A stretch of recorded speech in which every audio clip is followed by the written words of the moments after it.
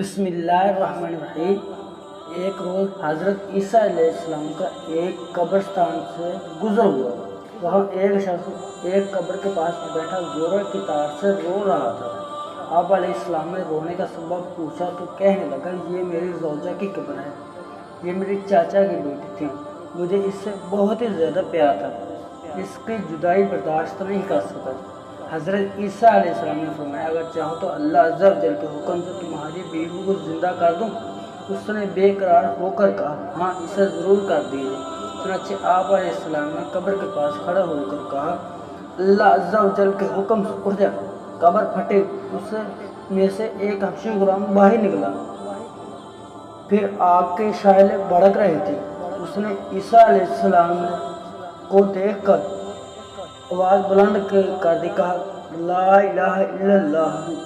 عیسیٰ روح اللہ کا یہ کہنا تھا کہ آگ بجھ گئی، عذاب الہی سے دور ہو گیا ہے۔ اسی شخص نے کہا کہ مجھ سے غلطی ہو گئی، میری بیوی کی قبر نہیں بلکہ دوسری ہے۔ آپ علیہ السلام وہاں تشریف لے گئے اور فرمایا، اللہ عز و جل کے حکم سے اٹھ جا۔ قبر پھٹی، اس سے ایک حسین و جمیل عورت باہر نکل آئی۔ اسی شخص نے دیکھتے ہی اس کا ہاتھ پکڑ لیا، کہا، اے روح اللہ، یہ ہی میری بیوی ہے۔ حضرت عیسیٰ علیہ السلام ان دونوں کو چھوڑ کر آگے تشریف لے گئے۔ وہ اپنی بیوی سے مل کر بہت ہی خوش ہوئے۔ کچھ دیر کے بعد اس پر نیند کا غلبہ ہوا تو سو گیا۔ اس کی بیوی اس کے قریب بیٹھی رہی۔ اتنے میں وہاں سے ایک شہزادے کا گزر ہوا۔ عورت کو دیکھتے ہی پسند آ گئی، عورت کو بھی شہزادہ پسند آ گیا۔ اپنی شوہر کو سوتا چھوڑ کر شہزادے کے ساتھ چلی گئی۔ جب اس کے مرد کی آنکھ کھلی تو اپنی بیوی کو نہ پا کر بہت پریشان ہوا۔ ڈھونڈتے ڈھونڈتے شہزادے کے محل تک پہنچ گیا۔ وہاں سے اپنی بیوی نظر آئی تو کہا، یہ میری بیوی ہے۔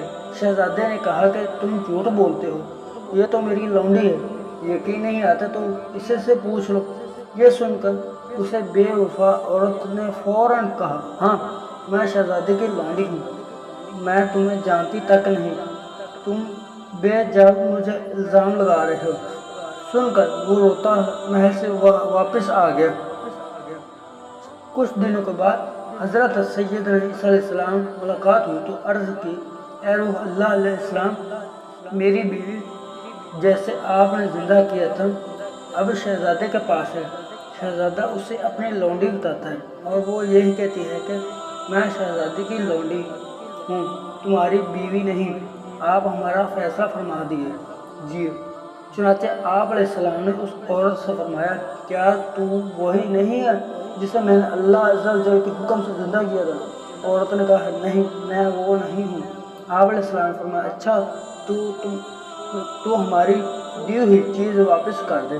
اتنا فرمان تھا کہ وہ جھوٹی بے وفا عورت مرد ہو کر زمین پر گر پڑی۔ آپ علیہ السلام نے فرمایا، جو شخص ایسے مرد کو دیکھنا چاہتا ہے جو غیر مسلم ہو کر بھی مرتا، پھر اللہ عز و جل نے اسے زندہ کر کے ایمان کی دولت نوازی تو اسے حبشی غلام دیکھ لیا، اور جو ایسی عورت کو دیکھنا چاہتا ہے کہ جو ایمان کی حالت میں مری، پھر اللہ عز و جل نے زندہ کیا تو کفر کی حالت میں مری، تو اس عورت کو دیکھ لیجیے۔